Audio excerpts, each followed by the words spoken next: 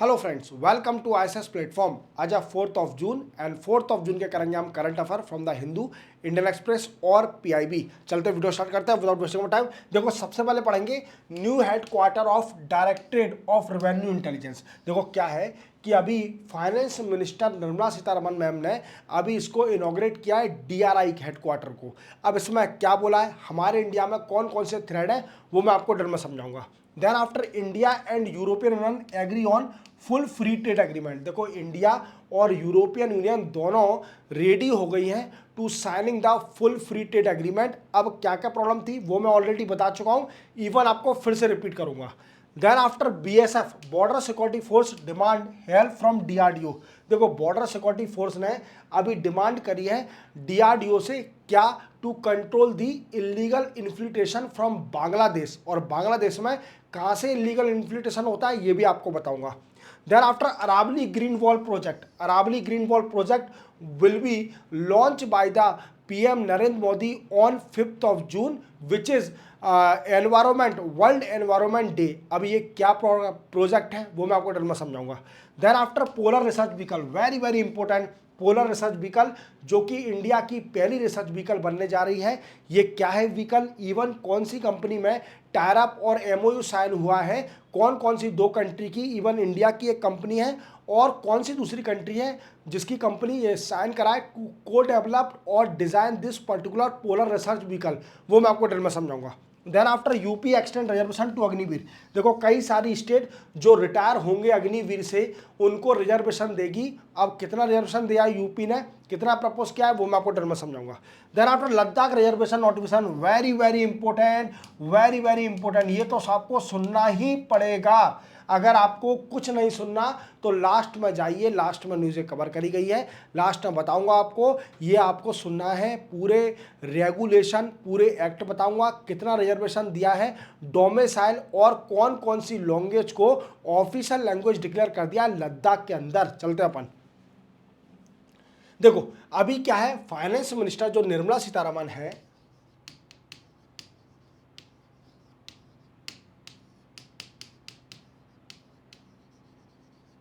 इन्होंने अभी डायरेक्टरेट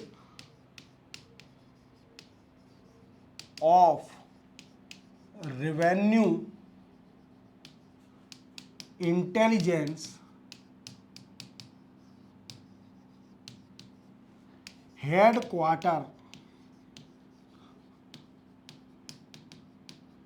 इन न्यू दिल्ली, इसको इनॉग्रेट किया है।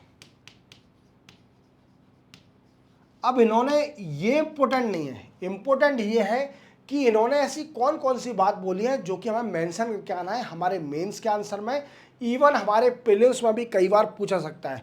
तो इंडिया के कई सारे थ्रेड हैं, इंडिया को कई सारे थ्रेड मिल सकते हैं फ्रॉम दी, देखो, स्मगलिंग। अब स्मगलिंग भी कई तरह की होती है। देखो, स्मगलिंग भी कई तरह की है, जैसे gold smuggling, gold, drugs smuggling, ये ईटीसी। कई सारी स्मगलिंग को कंट्रोल करने के लिए कोऑर्डिनेशन बिटवीन बोथ स्टेट, और बोथ स्टेट नहीं, between among the state enforcement directorate. क्या है, बोथ स्टेट तो नहीं but all states enforcement directorate और दी इंटेलिजेंस। देखो, आपको मैंने कुछ टाइम पहले बताया था कि inter coordination should be developed in India to sharing the information among department to control the illegal activity in India. समझे मेरी बात को, अगर इलीगल एक्टिविटी को कंट्रोल करना है तो हमारी जितनी भी इंटेलिजेंस है उसको शेयर करना पड़ेगा among different different department, among the department of the state. Clear. तो क्या है कि सबसे बड़ा थ्रेड है हमारे इंडिया में गोल्ड स्मगलिंग, गोल्ड की स्मगलिंग होना, इवन ड्रग्स की स्मगलिंग होना। इवन अभी इंडिया में ये स्कूल,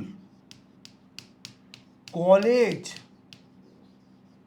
और स्टेट्स की कई सारी जगह पर पहुंच चुका है गोल्ड स्मगलिंग, ड्रग्स स्मगलिंग। देखो जैसे मैंने आपको बताया था कि हमारे पंजाब में जो स्टेट है हमारी पंजाब, उसमें क्या प्रॉब्लम है, सबसे बड़ी प्रॉब्लम है जो उड़ता पंजाब मूवी आई थी उसमें क्या हुआ था, उसमें यह बताया था कि पाकिस्तान से पूरा ड्रग्स, जितने भी ड्रग्स हैं ये सारे आते हैं, इवन स्मगलिंग होती है और पंजाब के लोगों को एडिक्टेड बना रहा है। समझ रहे हो मेरी बात को? अगर इंटेलिजेंस शेयर नहीं होगा, अगर ये रेवेन्यू इंटेलिजेंस नहीं करेंगे तो कैसे कोऑर्डिनेशन होगा अमोंग स्टेट? तो हमें सबसे पहले कंट्रोल क्या करना है कि गोल्ड स्मगलिंग, जितनी भी स्मगलिंग हो रही है, और even sharing the intelligence among the state to control और to combat the illegal activity that is related to the smuggling of gold as well as drugs smuggling that reach toward the school, college and even all kind of state in India। सारी state में पहुंच चुका है, किसी भी level से देख लो आप। ये स्मगलिंग हमारी स्टेटों को खोखला कर रहा है और जब तक इंटेलिजेंस शेयर नहीं होगी अमोंग स्टेट तो इसको कंट्रोल कैसे किया जाएगा? तभी इंडिया ज़्यादा फोकस कर रही है कि ऐसे डिपार्टमेंट बनाए जाए इंटेलिजेंस के जो कि इस पर कंट्रोल कर सकें। हमारे इंडिया में ट्रांसपेरेंसी इंटरनेशनल का आप देखिए करप्शन परसेप्शन इंडेक्स में कितनी कम रैंकिंग है। अब करप्शन परसेप्शन इंडेक्स में हमारी रैंकिंग कम क्यों है? करप्शन परसेप्शन इंडेक्स में हमारी रैंकिंग इसलिए कम है क्योंकि हमारे यहाँ पर इंडिया में करप्शन मनी लेवल पर ही नहीं हो रहा, हमारे यहाँ पर करप्शन डिफरेंट लेवल पर भी हो रहा है। ये smuggling, drugs smuggling, gold smuggling, that is also corruption. The money smuggling is not a individual corruption और the single corruption. The corruption should play in a different mode. तो there should be need to control all kind of corruption related to smuggling, related to money, that's enhance our ranking in the perception index, that's a corruption perception index। तो यही कहानी है। ये बहुत बड़ा initiative लिया है गवर्नमेंट ने ऑफ इंडिया ने कि एक directed of revenue intelligence setup करा गया हेडक्वार्टर न्यू दिल्ली के अंदर, that help to combat the drug smuggling as well as gold smuggling. और ये स्मगलिंग हमारे इंडिया में स्कूल और कॉलेज लेवल तक पहुंच चुका है, तो इसको कंट्रोल करना जरूरी है। समझे मेरी बात को? चलते अपन आगे। India and European union agree on full trade agreement. देखो मैंने आपको बताया था कि ब्रिटेन और यूके और यूरोपियन यूनियन, देखो जैसे आप जानते हो कि यूके और ब्रिटेन इसका मेंबर नहीं है यूरोपियन यूनियन का, तो हमें इंडिविजुअली डील करनी पड़ेगी दोनों कंट्री, एक कंट्री के साथ, एक ऑर्गेनाइजेशन के साथ जो कि यूरोपियन यूनियन है, on the issue of free trade agreement. अब फ्री ट्रेड एग्रीमेंट क्या होता है? देखो सबसे पहले समझते हैं फ्री ट्रेड एग्रीमेंट। देखो आप अगर इतने हाई लेवल पर आ गए हो, अगर आप मेरे रेगुलर लेक्चर देख रहे हो तो आपको डिफिकल्टी नहीं आना चाहिए। What is free trade agreement? देखो फ्री ट्रेड एग्रीमेंट का मतलब होता है जैसे मानिए दो कंट्री के बीच में ट्रेड हो रहा है, या मानिए यूरोप की जितनी भी कंट्री है 27 कंट्री हैं और इंडिया के बीच में ट्रेड हो रहा है, तो क्या होता है कई कंट्रियां जैसे यूएसए जो कर रही है अभी टैरिफ लगा रही है कई सारे प्रोडक्ट पर कि भाई टैरिफ इंपोज करा जाएगा। स्टील एल्यूमिनियम 50% कर दिया, आज ऑर्डिनेंस पास कर दिया, उन्होंने ऑर्डिनेंस साइन कर दिया डोनाल्ड ट्रम्प साहब ने। क्लियर? इंडिया को कितना लॉस होगा? इंडिया का लॉस होना है $5 बिलियन का। इवन मैंने ये शॉर्ट में बताया था आपको याद होगा तो कि स्टील के प्रोडक्ट इंडिया एक्सपोर्ट करते हैं यूएसए को नियरली $5 बिलियन वर्थ के। अब इंडिया कितना लॉस होगा? इवन ये अपने यहाँ पर यूएसए क्या चाह रही है, यूएसए में खुद इन्फ्लेशन बढ़ते जा रहा है ये टैरिफ के चक्कर में। ये लोकल कंपनियों को प्रेफरेंस देने के चक्कर में कंट्री बर्बाद होते जा रही है यूएसए। अब जो भी हमें यूएसए में डिस्कस करना है, हमें यूरोपियन यूनियन पर डिस्कस करना है। देखो फ्री ट्रेड एग्रीमेंट का मतलब क्या है कि जैसे मानिए दो कंट्री के बीच में ट्रेड हो रहा है, दो कंट्री के बीच में ट्रेड हो रहा है बट फ्री ट्रेड हो। फ्री मतलब टैरिफ बिल्कुल ना लगे, जीरो लगे। कुछ ऐसे प्रोडक्ट हो जिन पे जीरो लगे और जिससे क्या हो, कंपटीशन एनहांस हो। कंपटीशन किस चीज का? प्रोडक्ट का, जो कि इंडिजीनियस प्रोडक्ट है और जो कि बाहर से इंपोर्ट करा जा रहा है, इन प्रोडक्ट पर भी टैरिफ नील लगना चाहिए। तो that's called a free trade agreement. अब इससे होगा क्या, देखो इससे क्या होगा कि ट्रेड बढ़ेगा among country.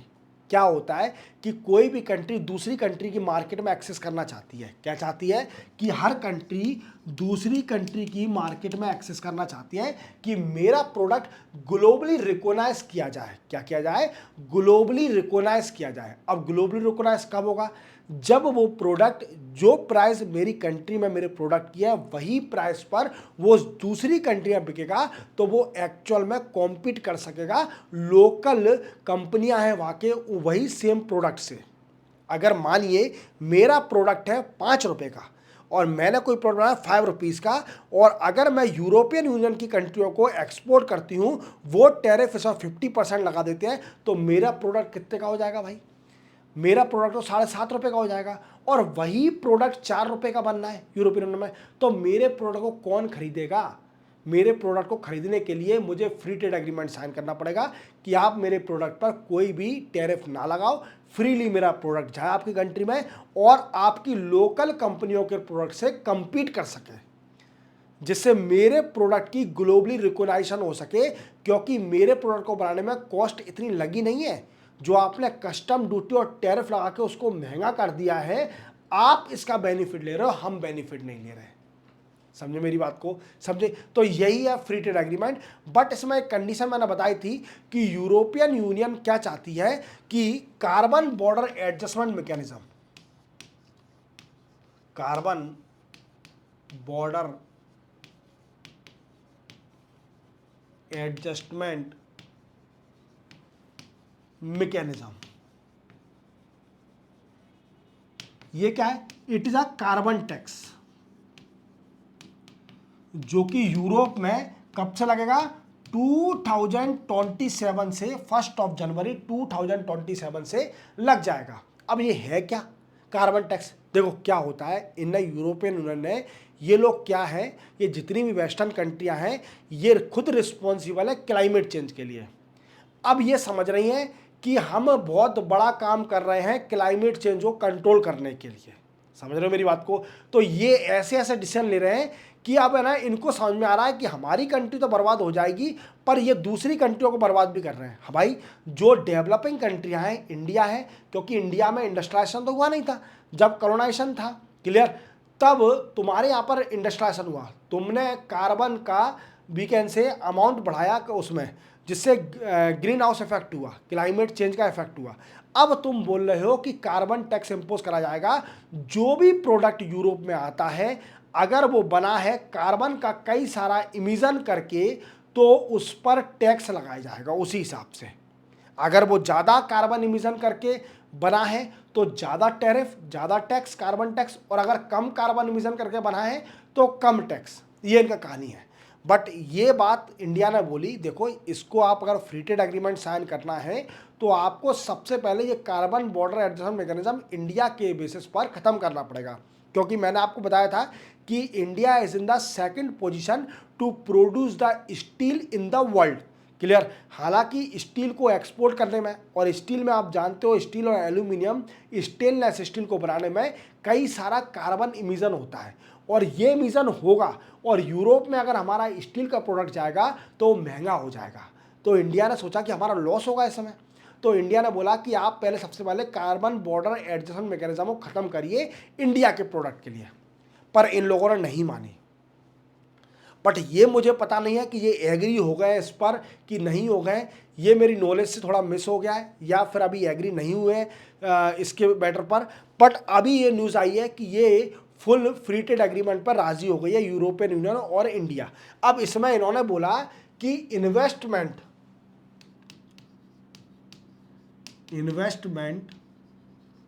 And geographical indication, geographical indication, इन दोनों पर साइमल्टेनियसली डिस्कस नहीं हो सकता। देखो जोग्राफिकल इंडिकेशन क्या होता है, देखो आपने कई बार सुना होगा, ये फुल फॉर्म है जीआई टैग। जीआई टैग क्या है, जीआई टैग है, मानिए कोई भी प्रोडक्ट मेरे दिल्ली में बन रहा है, ठीक है, अब वो प्रोडक्ट, वैसा प्रोडक्ट पूरे इंडिया में कहीं नहीं बन रहा है, समझ रहे हो मेरी बात को। तो उस प्रोडक्ट को एक जीआई टैग मिल जाएगा कि इसका ओरिजिन यहीं से है, अब कोई इसकी कॉपी नहीं कर सकता। समझे मेरी बात को? तो उसको जीआई टैग दे दिया जाता है। अब जीआई टैग अगर मिलने के बाद उसकी वैल्यू बढ़ जाती है उस प्रोडक्ट की पूरे वर्ल्ड में, कि भाई जीआई टैग की सील लगी है इस पर, ये प्रोडक्ट यूनिक है, ये प्रोडक्ट यूनिक है। समझे मेरी बात को? तो यही पूरी कहानी है, याद रखना ये है। तो इन्होंने बोला कि इन्वेस्टमेंट पर अपन डिस्कस अलग करेंगे, जो जीआई टैग पर अलग डिस्कस करेंगे, बट रेडी हो गए हैं दोनों फ्री ट्रेड एग्रीमेंट पर, दोनों यूरोपियन यूनियन और इंडिया।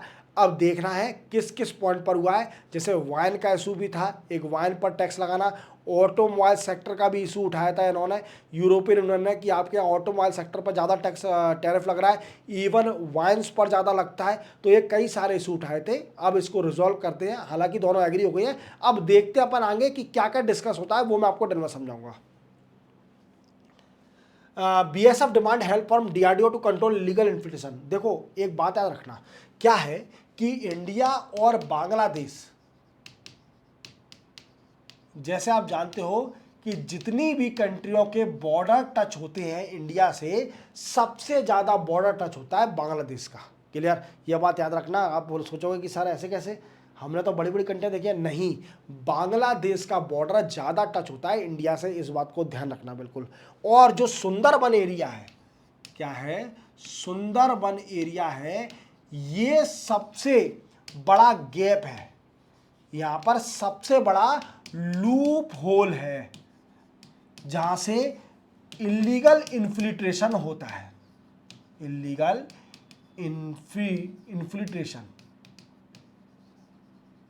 क्लियर? यहीं से होता है। इवन 113 किलोमीटर एरिया जो स्ट्रेच एरिया है of the Sundarban, that is one of the biggest drawback among the India and Bangladesh, and lot of the Bangladesh are illegally infiltrated from this area to India. But क्या है कि ये जंगल का area है, इसमें क्या है, सिक्योरिटी इतनी टाइट नहीं हो सकती। अब कैसे हो सकती है? तो हो सकती है कैसे, जब हम टेक्नोलॉजी का यूज करेंगे। क्या करेंगे हम? जब टेक्नोलॉजी का यूज करेंगे तब इस पर कंट्रोल हो सकता है, इलीगल इन्फिल्ट्रेशन पर। समझे मेरी बात को मैं क्या कहना चाह रहा हूं?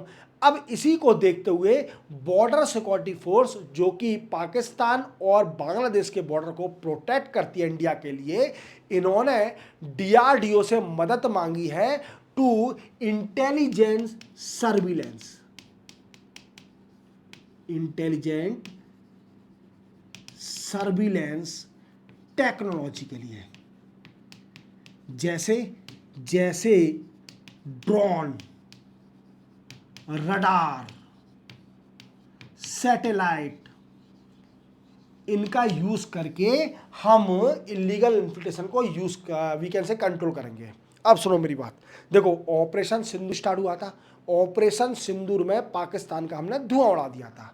इवन पाकिस्तान का नहीं, जो पाकिस्तान पाल रही थी, जो कि हमारे घर में हम एक छोटा सा पालते हैं, क्या कहते हैं उसको, मैं एक गलत बात बोलना नहीं चाह रहा, आप समझ जाना क्या बोलते हैं, जो घर में हम पालते हैं पालतू, वैसे ही पाकिस्तान अपनी कंट्री में पालतू पालती है, जो कि इलीगली टेररिस्ट की एक्टिविटी करते हैं पूरे वर्ल्ड में, बंदूकें चलाते हैं, उन लोग कोई काम नहीं है, तो वो पालतू हैं। क्लियर? पाकिस्तान के इन पालतुओं को हमने ऑपरेशन सिंदूर चला के पालतू की जगह पलंग पर लिटा दिया अच्छी तरह से, ठीक है। और इनकी मिलिट्री ने इनको सलामी दी कई सारी, इनको जो पालतू हैं इनके, जैसे हमारे यहाँ कोई छोड़ो क्या करना, मैं गलत बात बोलना नहीं चाह रहा, आप समझ गए होंगे पालतू कौन होता है हमारे घर में। क्लियर? तो क्या है कि ये लोग, कि इसके बाद इंडिया ने सोचा कि जो इलीगल इन्फिल्ट्रेशन हो रहा है फ्रॉम पाकिस्तान और बांग्लादेश, इन सभी को डिपोर्ट करा जाएगा। इवन मैंने शॉर्ट वीडियो बनाया था डिपोर्टेशन ऑफ बांग्लादेश के ऊपर, जिसमें सुप्रीम कोर्ट में पिटीशन गई थी कि इंडिया बिना वजह रोहिंग्यास इवन बांग्लादेश को डिपोर्ट कर रही है। पर हमने आपको बताया था, एक एक्ट बताया था कि फॉरेन एक्ट है, उसमें एक सेक्शन है कि अगर इलीगली पाया जाता है कोई भी आदमी तो इंडिया उसको डिपोर्ट कर सकती है। मैंने बताया था वो एक्ट भी, फॉरेन एक्ट बताया था मैंने, उसमें सेक्शन भी बताया था, आपको याद होगा, या मेरा शॉर्ट देख लेना आपको पता चल जाएगा। तो यही कहानी है कि डीआरडीओ से बोला है कि आप टेक्नोलॉजी का हमको दीजिए, बीएसएफ ने बोला है कि हमको दीजिए, हम जो बांग्लादेशी इलीगल इन्फिल्ट्रेशन कर रहे हैं इन सभी पर कंट्रोल करेंगे, जैसे ड्रोन, सैटेलाइट, रडार का यूज़ करके ये सारी जितनी भी इंटेलिजेंस सर्विलेंस है हमको दीजिए, हम करेंगे खेल। जो कि सुंदरबन हमारा लूपोल एरिया है, 113 किलोमीटर स्ट्रेच एरिया, जहाँ से मोस्टली बांग्लादेश इलीगली इन्फिल्ट्रेट करके आते हैं, इसको हमको गैप को ख़त्म करना है जिससे इलीगल इन्फिल्ट्रेशन नहीं हो। समझ गए मेरी बात को, चलते बनाएंगे। अरावली ग्रीन वॉल प्रोजेक्ट देखो 5 जून, 5 जून को क्या होता है, 5 जून को वर्ल्ड एनवायरनमेंट डे पड़ता है, और याद रखना वर्ल्ड एनवायरनमेंट डे,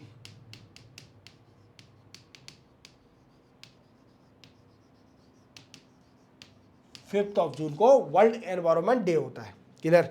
अब क्या होता है कि हमारी इंडिया बड़ा ही अच्छा काम कर रही है। देखो जैसे आप जानते हो कि जीरो कार्बन का टारगेट है, 2070 तक इंडिया से बिल्कुल कार्बन इमिशन नहीं होगा, ये सोच के रखा है। 2070 हमने टारगेट सेट कर दिया है।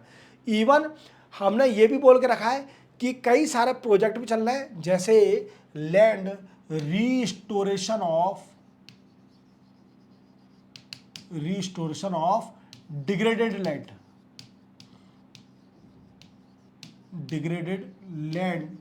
इन प्रोजेक्ट, ये हमने स्टार्ट किया था प्रोजेक्ट कहाँ पर, 2023 में ये प्रोजेक्ट स्टार्ट किया था। इसका मेन मोटिव था कि develop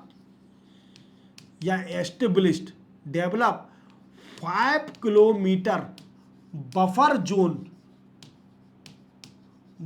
zone in mountain range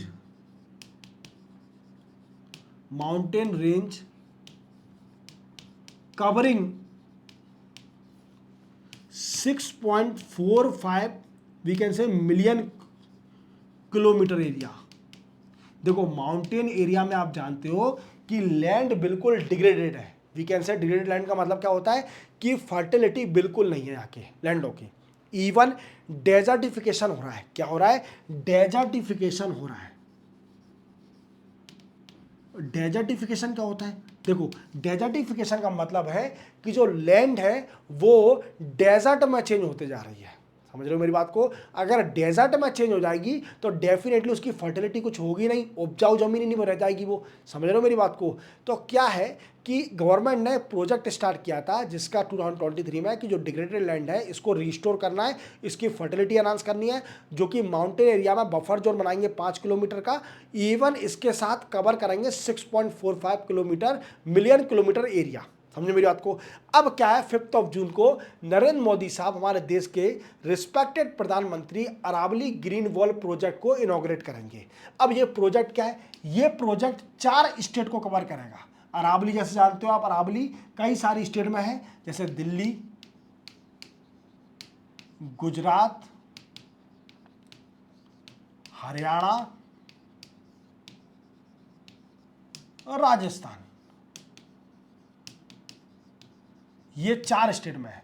in 4 state के सीएम क्या करेंगे? ये पेड़ भी सैपलिंग करेंगे अपनी स्टेट के अंदर। क्लियर? इनका पेड़ लगाने का मोटिव है तो क्या है, अफॉरेस्टेशन भी करेंगे। क्लियर? इसका मेन मोटिव क्या है सर? ये मेन मोटिव बताइए अरावली ग्रीन प्रोजेक्ट का। इसका मेन मोटिव है कॉम्बैट डेजर्टिफिकेशन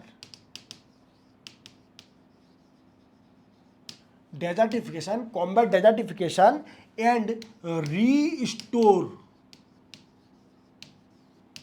डिग्रेडेड लैंड। अब डेजर्टिफिकेशन और डिग्रेडेड लैंड का मैंने मतलब समझा ही दिया तुमको, याद रखना। क्लियर? अब क्या है, मेरी बात मानो कि 2030 तक का टारगेट भी है इंडिया का, ये भी याद रखना। 2030 तक 26 मिलियन किलोमीटर लैंड को रीस्टोर करना है जो कि डिग्रेड हो चुकी है। याद रखना, ये मेन पॉइंट है, इसको मेंशन करके आना कि बाय 2030 तक India would restore the 26 million kilometre area restored the degraded land. Simple, clear, याद रखोगे मेरी बात को, ये कहानी है पूरी, समझ गए। चलते अपन आगे। तो मोदी साहब इसको इनॉग्रेट करेंगे, 4 स्टेट से पास होती है, याद रखना। Garden Reach Ship Building and Engineering Limited sign deal with Norwegian film Kongsberg. देखो ये हमारे कौन है, यूनियन मिनिस्टर ऑफ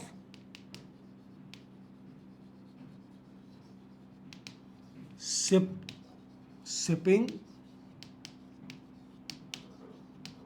पोर्ट, क्या नाम है, सर्बानंद सोनोवाल।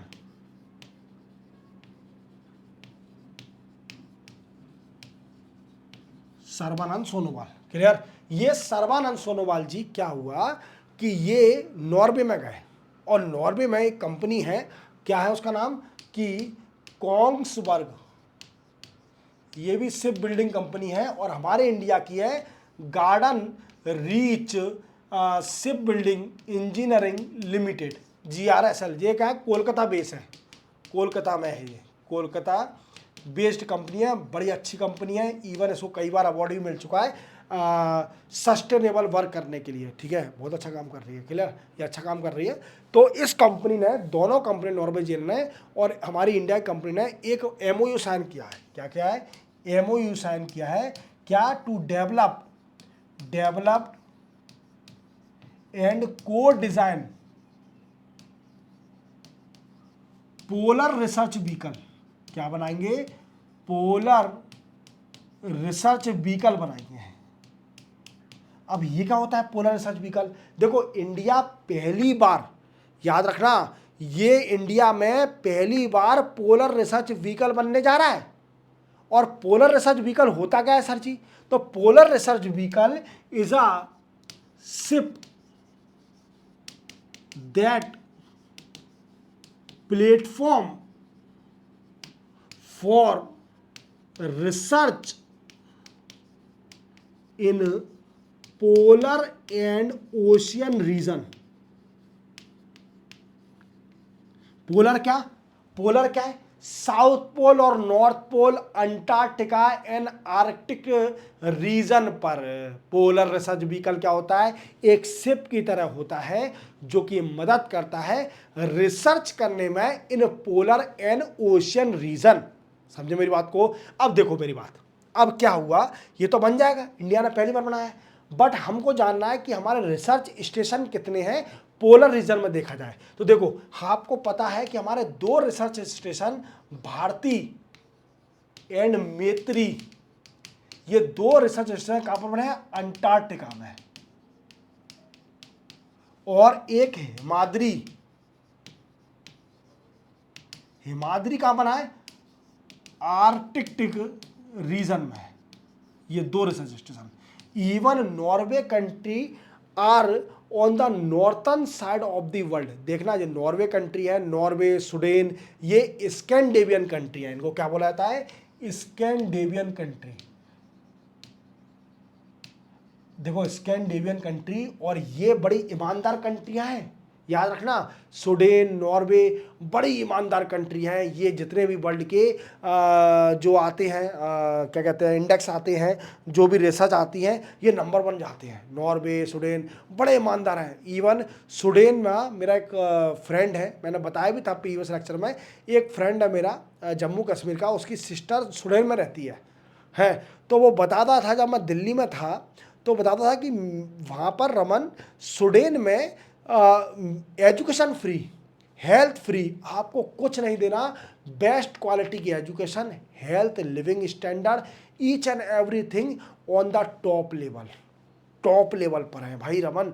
तो मैंने कहा अच्छा, तो तुम्हारी सिस्टर का कोई खर्चा नहीं है, हमारी सिस्टर का इवन फ्री की सैलरी दे रही है, बस गाड़ी का खर्चा है, इवन आपको हर चीज़ में फ्री है, आपको गवर्नमेंट दे रही है, इसलिए ये कंट्री आगे है।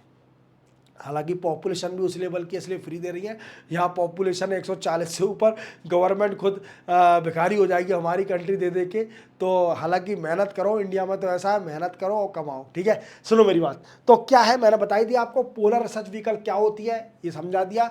अब अंटार्कटिका और आर्टिक रीजन में ये रिसर्च सेंटर बने हैं। इवन अब इससे क्या होगा कि पोलर रिसर्च व्हीकल अगर मिल गया तो हम रिसर्च कर सकेंगे एंड साइंटिफिक भी रिसर्च कर सकेंगे। Scientific research in polar and ocean region, even depth और मैरिन एनवायरमेंट को भी जान सकेंगे। मैरिन एनवायरमेंट क्या होता है? मैरिन माने ओशियन, और ओशियन के अंदर जितने भी रह रहे हैं एक्वेटिक लाइफ है उसी को बोलते हैं मैरिन एनवायरमेंट। समझे मेरी बात को? चलते बनाएंगे।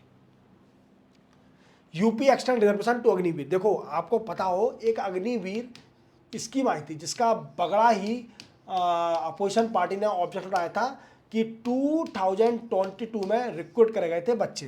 क्लियर? हालांकि ये 4 ईयर के लिए सर्विस थी, 4 ईयर के लिए सर्विस किसके अंदर? Indian army, navy, air force. 4 साल के रिक्रूट करे जाएंगे, 4 साल के बाद रिटायरमेंट हो जाएगा और 25% इसमें से जो अग्निवीर होंगे 25% को रेगुलर सर्विस में रख दिया जाएगा और 75% रिटायर हो जाएंगे। अब अपोजिशन पार्टी ने ऑब्जेक्शन उठाया कि इन 75% यंग एज पॉपुलेशन का क्या होगा। तो गवर्नमेंट ने बोला कि देखो यार इनको पैसे तो मिलेगा बराबर लाइफ टाइम, बट हम तुम बोल रहे हो तो हम तुम्हारे लिए और करते हैं। तो सारी स्टेटों ने, सारे स्टेटों ने, हरियाणा जैसे, हरियाणा, उड़ीसा, इन्होंने बोल दिया कि हम गवर्नमेंट सर्विस में 10% रिजर्वेशन देंगे जो रिटायरी अग्निवीर होंगे, जो कि फर्स्ट रिटायर होंगे 2026 में। सबसे पहले जो रिटायर होंगे वो 2026 में होंगे। 4 साल का टारगेट है। 2022 में अपॉइंट किए गए, जो कि 6 महीने की ट्रेनिंग देने के बाद ये 3.5 साल सर्व करेंगे फोर्स के अंदर। फिर इसके बाद रिटायरमेंट है। 25% रेगुलर बेसिस पे चले जाएंगे, 75% रिटायर हो जाएंगे। अब सुनो मेरी बात, अब यूपी ने भी ठीक है भाई हम भी देंगे, यूपी ने ही बोल दिया कि यूपी 20% रिजर्वेशन देगी in UP police force, UP police force, even fire service, even एक पीएसी भी है, पीएसी, ये सारी सर्विस में 20% यूपी रिजर्वेशन देगी अग्निवीर को। समझ गए मेरी बात को? यही कहानी है, बस सिंपल याद रखना। नोटिफिकेशन फॉर लद्दाख पॉलिसी, ये ध्यान से सुनना और मैं इसको आपको बहुत आराम से पढ़ाने वाला हूँ। देखो क्या हुआ था कि 2019 में, ध्यान से सुनना, बिल्कुल बिल्कुल सब जगह कमरे बंद कर दीजिए। 2019 में क्या हुआ कि 2 यूनियन टेरिटरी बनी, 2 यूनियन टेरिटरीज। कौन कौन सी? 2 बनी, एक बनी जम्मू एंड कश्मीर एंड दूसरी बनाई गई लद्दाख। क्लियर? और इनका आर्टिकल 370 जो कि स्पेशल स्टेटस दिया गया था जम्मू कश्मीर को, वो भी खत्म कर दिया। अब इसी के बाद से हालांकि लद्दाख का कई सारा एक्सप्लॉयटेशन कर रही थी जम्मू एंड कश्मीर, लद्दाख का डेवलपमेंट नहीं हो रहा था। तो हालांकि ये पहले से ही डिमांड थी। अब यूनियन टेरिटरी बनने के बाद कई सारी डिमांडें उठ गई, जैसे वांगचुक, क्या नाम है उनका, सोनम वांगचुक, जो कि आपने 3 इडियट मूवी देखी होगी। सोनम वांगचुक, क्लियर? वांगचुक, ये 3 इडियट मूवी में जो लास्ट में लद्दाख में जो आमिर खान मिलता है वो इन्हीं से ही इंस्पायर है। सोनम वांगचुक ये लद्दाख की थी। तो क्या हुआ कि सोनम वांगचुक जी और कई सारे लद्दाख के पीपल डिमांड करने लगे। क्या? एक तो स्टेटहुड की, कि लद्दाख को स्टेट का दर्जा दिया जाए। क्या दिया जाए? स्टेट का दर्जा दिया जाए। दूसरा डिमांड क्या? Add Ladakh in 6th schedule of the constitution. देखो 6th शेड्यूल क्या है? 6th शेड्यूल में हमारे इंडियन कॉन्स्टिट्यूशन में 4 स्टेट हैं। कौन कौन सी? आसाम, मेघालय, मिजोरम, त्रिपुरा। क्लियर, ये 4 स्टेट है। इसमें इनको फ्रीडम दिया गया है, ऑटोनॉमस हिल काउंसिल बनाई गई है जो कि अपने रूल खुद करेंगे। क्लियर, ऐसे ही बोला गया कि लद्दाख को भी आप ऐड करो 6 रूल के अंदर, 5वीं स्टेट बनाओ। तीसरी डिमांड इन्होंने करी कि रिजर्वेशन टू लोकल पीपल और to the domicile people. Local people और जो डोमिसाइल पीपल है उनको रिजर्वेशन दिया जाए। क्लियर, ये डिमांड करी गई। इवन और कोई 1-2 और डिमांड होगी। क्लियर, हालांकि यही है। ठीक है, सेंट्रल सर्विस भी मांगा था, ये मांगा था, पर अभी इंडिया ने कोई भी रिस्पॉन्स नहीं दिया था। पर इंडिया का अभी नोटिफिकेशन आ गया, कई सारे रेगुलेशन आए हैं। प्रेसिडेंट ने कई सारे रेगुलेशन निकाले हैं। मैं बताता हूँ एक एक रेगुलेशन, पहले सारे रेगुलेशन लिख देता हूँ। देखो, सबसे पहले UT Ladakh reservation amendment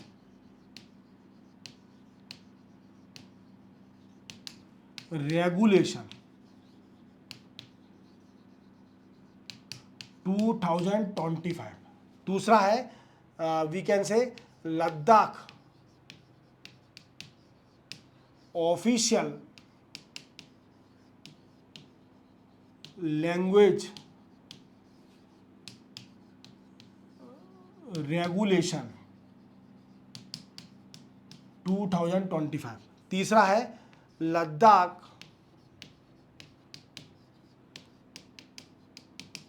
civil service decentralisation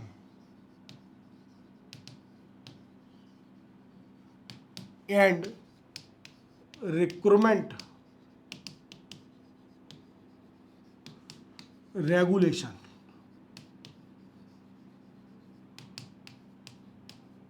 clear, ये नोटिफिकेशन आए थे। क्लियर, अब याद रखना है इसको, ये नोटिफिकेशन आने के साथ अब क्या क्या चेंजेस हुआ है। देखो, सबसे पहला चेंजेस हुआ है, हाँ एक और रेगुलेशन, एक और याद रखना कि मुझे याद आ गया, लद्दाख ऑटोनॉमस हिल डेवलपमेंट काउंसिल रेगुलेशन 2025। ये 4 याद रखना, 1, 2, 3 एंड 4, ये 4 रेगुलेशन याद रखना। इनको लिख लीजिए, कंटस्ट कर लीजिए। ये प्रेसिडेंट ने 4 रेगुलेशन निकाले हैं। अब इनमें मिलेगा क्या इनको, देखो सबसे पहले इनको दिया है लद्दाख के लोगों को 85% reservation, 85% reservation in job to domicile. हालांकि इसमें EWS 10% एक्सक्लूड है। क्लियर, अब ऐड करके ये 95% रिजर्वेशन हो गया है लद्दाख के अंदर, जो कि डोमिसाइल पीपल को दिया जाएगा। क्लियर, दूसरा पॉइंट ऑफिशियल लैंग्वेज क्या है कि लद्दाख की कई सारी ऑफिशियल लैंग्वेज डिसाइड कर दी। लद्दाख ऑफिशियल लैंग्वेज, कौन कौन सी ऑफिशियल लैंग्वेज बन गई है, देखो सबसे पहली इंग्लिश, दूसरी है हिंदी, वी कैन से उर्दू, वी कैन से भौती,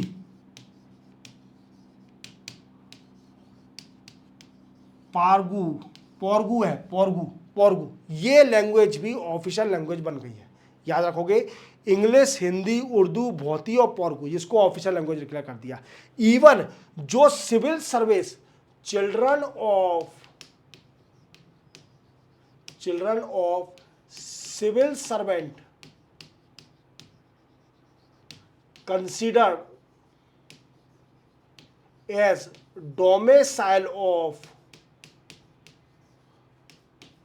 लद्दाख का डोमिसाइल माना जाएगा if he we can say 15 year residence in, we can say, union territory starting from 31 अक्टूबर 2019। क्या बोला मैंने कि कोई भी मानिए सिविल सर्वेंट का बच्चा है, अगर वो 15 साल से रह रहा है लद्दाख के अंदर तो वो भी डोमिसाइल माना जाएगा। बट कब से स्टार्ट होगा? 31 अक्टूबर 2019 से कंसिडर किया जाएगा। उसके बाद 15 साल तक लद्दाख में रहता है तो वो डोमिसाइल कहलाएगा। समझे मेरी बात को? समझे? एक और डिसीजन याद रखना, ये डिसीजन याद आ गए। एक और है डेवलपमेंट ऑफ